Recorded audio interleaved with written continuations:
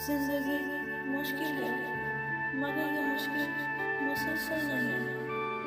आज बहार आपकी है, बहार मुसलसल नहीं है। जिंदगी क्या है, न आप समझेंगे न हम समझेंगे।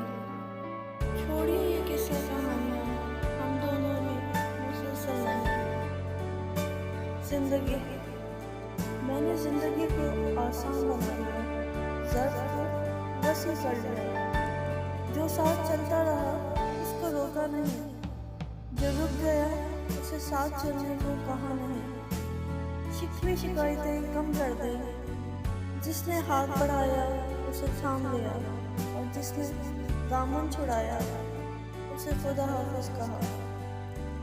उससे वजह ना पूछी, लोगों से उम्मीदें लगाना छोड़ दे, मिलना जुलना कम कर दिया, ख्वाहिशें मुख्तसर हो गई, और इस तरह जिंदगी आसान हो गई। कभी कभी अल्फाज नहीं होते कैफियत को बयां करने के लिए, बस दिल करता है कोई समझ ले, संभाल ले, समेट